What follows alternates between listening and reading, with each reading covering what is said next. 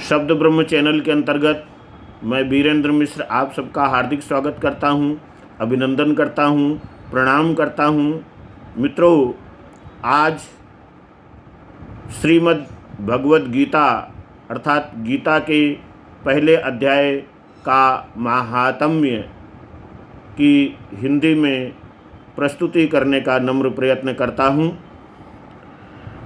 श्री पार्वती जी ने कहा, भगवान आप सब तत्वों के ज्ञाता हैं।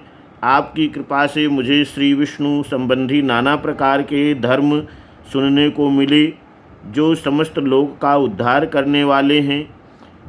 देवेश, अब मैं गीता का महात्म्य सुनना चाहती हूँ, जिसका श्रवण करने से श्री हरि में भक्ति बढ़ती है।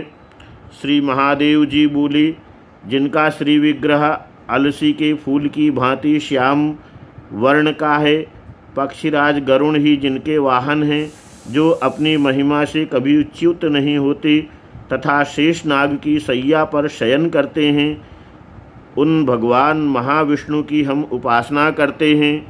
एक समय की बात है, मुर दैत्य के नाशक भगवान विष्णु शेष नाग के रमणीय आसन पर सुखपूर्वक विराजमान थे। उस समय समस्त लोगों को आनंद देने वाली भगवती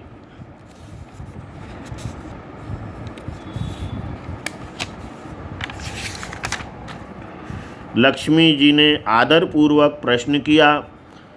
श्री लक्ष्मी जी ने पूछा, भगवान आप संपूर्ण जगत का पालन करते हुए भी अपने ऐश्वर्य के प्रति उदासीन से होकर जो इस क्षीर सागर में नींद ले रहे हैं, इसका क्या कारण है? श्री भगवान बोले, सुमुखी, मैं नींद नहीं लेता हूँ, अपितु तत्व का अनुसरण करने वाली अंतर्दृष्टि के द्वारा अपने ही माहेश्वर तेज का साक्षात्कार कर रहा हूँ। देव, ये वही तेज है जिसका योगी पुरुष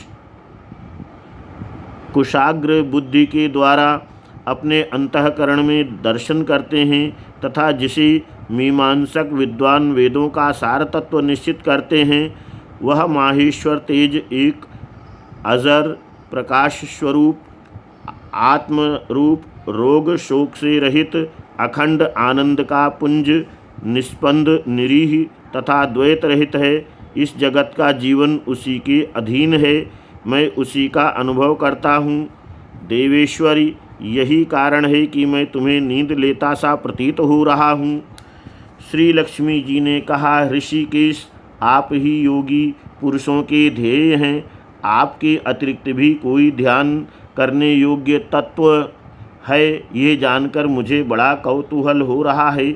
इस चराचर जगत की सृष्टि और संहार करने वाले स्वयं आप ही हैं। आप सर्व समर्थ हैं। इस प्रकार की स्थिति में होकर भी यदि आप उस परम तत्व से भिन्न हैं तो मुझे उसका बोध कराइए। श्री भगवान बोले, प्रिय, आत्मा का स्वरूप द्वैत और अद्वैत से पृथक, भाव और अभाव से मुक्त तथा आदि और अंत से रहित है। शुद्ध ज्ञान के प्रकाश से उपलब्ध होने वाला तथा परमानंद स्वरूप होने के कारण एकमात्र सुंदर है। वही मेरा ईश्वरीय रूप है। आत्मा का एकत्व ही सबके द्वारा जानने योग्य है। गीता शास्त्र में इसी का प्रतिपादन हुआ है, यानी कि उल्लेख हुआ है। अमित तेजस्वी भगवान विष्णु के ये वचन सुनकर लक्ष्मी देवी ने शंका उपस्थित करते हुए कहा, भगवान, यदि आपका स्वरूप स्वयं परमानंदमय और मनवाणी की पहुँच के बाहर है तो गीता कैसे उसका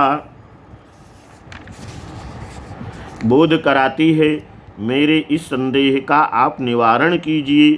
श्री भगवान बोले, सुंदरी, सुनो, मैं गीता में अपनी स्थिति का वर्णन करता हूँ। क्रमशः 5 अध्यायों को तुम 5 मुख जानो, 10 अध्यायों को 10 भुजाएं समझो तथा 1 अध्याय को उदर और 2 अध्यायों को दोनों चरण कमल जानो। इस प्रकार यह 18 अध्यायों की वांगमयी ईश्वरीय मूर्ति ही समझनी चाहिए। यह ज्ञान मात्र ही महान पातकों का नाश करने वाली है। जो उत्तम बुद्धि वाला पुरुष गीता के एक या आधे अध्याय का अथवा एक आधे या चौथाई श्लोक का भी प्रतिदिन अभ्यास करता है, वह सुशर्मा के समान मुक्त हो जाता है। श्री लक्ष्मी जी ने पूछा, देव, सुशर्मा कौन था, किस जाति का था और किस कारण से उसकी मुक्ति हुई? श्री भगवान बोले, प्रिय, सुशर्मा बड़ी खोटी बुद्धि का मनुष्य था। पापियों का तो वह शिरोमणि ही था। उसका जन्म वैदिक ज्ञान से शून्य एवं क्रूरतापूर्ण कर्म करने वाले ब्राह्मणों के कुल में हुआ था। वह न ध्यान करता था, न जप, न होम करता था, न अतिथियों का सत्कार। वह लंपट होने के कारण सदा विषयों के सेवन में ही आसक्त रहता था। हल जोतता और पत्ते बेचकर जीविका चलाता था। उसे मदिरा पीने का व्यसन था तथा मांस भी खाया करता था। इस प्रकार उसने अपने जीवन का दीर्घ काल व्यतीत कर दिया। एक दिन मूढ़ बुद्धि सुशर्मा पत्ते लाने के लिए किसी ऋषि की वाटिका में घूम रहा था। इसी बीच काल रूपधारी काले सांप ने उसे डस लिया। सुशर्मा की मृत्यु हो गई। तदनंतर वह अनेक नरकों में जा वहाँ की यातनाएं भोग कर मर्त्यलोक में लौट आया और वहाँ बोझ ढोने वाला बैल हुआ। उस समय किसी पंगु ने अपने जीवन को आराम से व्यतीत करने के लिए उसे खरीद लिया। बैल ने अपनी पीठ पर पंगु का भार ढोते हुए बड़े कष्ट में 7-8 वर्ष बिताए। एक दिन पंगु ने किसी ऊंचे स्थान पर बहुत देर तक बड़ी तेजी के साथ उस बैल को घुमाया। इससे वो थककर बड़े वेग से पृथ्वी पर गिरा और मूर्छित हो गया। उस समय वहाँ कुतूहलवश आकृष्ट हो बहुत से लोग एकत्रित हो गए। उस जन समुदाय में किसी परम पुण्यात्मा व्यक्ति ने उस बैल का कल्याण करने के लिए उसे अपना पुण्य दान दिया। तत्पश्चात कुछ दूसरे लोगों ने भी अपने अपने पुण्यों को याद करके उन्हें उसके लिए दान किया। उस भीड़ में एक वेश्या भी खड़ी थी। उसे अपने पुण्य का पता नहीं था, तो भी उसने लोगों की देखा देखी उस बैल के लिए कुछ त्याग किया। तदनंतर यमराज के दूत उस मरे हुए प्राणी को पहले यमपुरी में ले गए।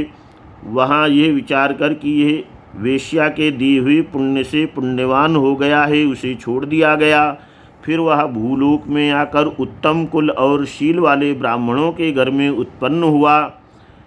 उस समय भी उसे अपने पूर्व जन्म की बातों का स्मरण बना रहा। बहुत दिनों के बाद अपने अज्ञान को दूर करने के लिए कल्याण तत्व का जिज्ञासु होकर वह उस वेश्या के पास गया और उसके दान की बात बतलाते हुए उसने पूछा, तुमने कौन सा पुण्य दान किया था?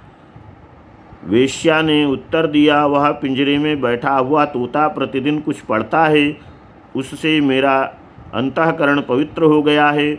उसी का पुण्य मैंने तुम्हारे लिए दान किया था। इसके बाद उन दोनों ने तोते से पूछा।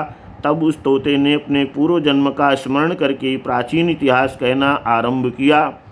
शुक बोला, पूर्व जन्म में मैं विद्वान होकर भी विद्वता के अभिमान से मोहित रहता था। मेरा राग द्वेष इतना बढ़ गया था कि मैं गुणवान विद्वानों के प्रति भी ईर्ष्या भाव रखने लगा। फिर समयानुसार मेरी मृत्यु हो गई और मैं अनेकों घृणित लोकों में भटकता फिरा। उसके बाद इस लोक में आया। सद्गुरु की अत्यंत निंदा करने के कारण तोते के कुल में मेरा जन्म हुआ। पापी होने के कारण छोटी अवस्था में ही मेरा माता पिता से वियोग हो गया। एक दिन मैं ग्रीष्म ऋतु में तपे हुए मार्ग पर पड़ा था। वहाँ से कुछ श्रेष्ठ मुनि मुझे उठा लाए और महात्माओं के आश्रय में आश्रम के भीतर एक पिंजरे में उन्होंने मुझे डाल दिया। वहीं मुझे पढ़ाया गया। ऋषियों के बालक बड़े आदर के साथ गीता के प्रथम अध्याय की आवृत्ति करते थे, यानी कि पढ़ते थे। उन्हीं से सुनकर मैं भी बारंबार पाठ करने लगा। इसी बीच में एक चोरी करने वाले बहेलिये ने मुझे वहाँ से चुरा लिया। तत्पश्चात इस देवी ने मुझे खरीद लिया। यही मेरा वृत्तांत है, जिसे मैंने आप लोगों से बता दिया। पूर्व काल में मैंने इस प्रथम अध्याय का अभ्यास किया था, जिससे मैंने अपने पाप को दूर किया है, फिर उसी से इस वेश्या का भी अंतःकरण शुद्ध हुआ है और उसी के पुण्य से ये द्विज श्रेष्ठ सुशर्मा भी पाप मुक्त हुए हैं। इस प्रकार परस्पर वार्तालाप और गीता के प्रथम अध्याय के महात्म्य की प्रशंसा करके वे तीनों निरंतर अपने अपने घर पर गीता का अभ्यास करने लगे। फिर ज्ञान प्राप्त करके वे मुक्त हो गए। इसलिए जो गीता के प्रथम अध्याय को पढ़ता, सुनता तथा अभ्यास करता है, उसे इस भवसागर को पार करने में कोई कठिनाई नहीं होती। मित्रों, यहाँ पर प्रथम अध्याय गीता का महात्म्य का पूर्ण होता है। आशा ही नहीं, पूर्ण विश्वास है कि आपको ये रुचिकर प्रतीत हुआ होगा। अपने अमूल्य सुझाव विचार आप शेयर कर सकते हैं, मुझ तक भेज सकते हैं। मेरा व्हाट्सएप नंबर है 9898282385। धन्यवाद।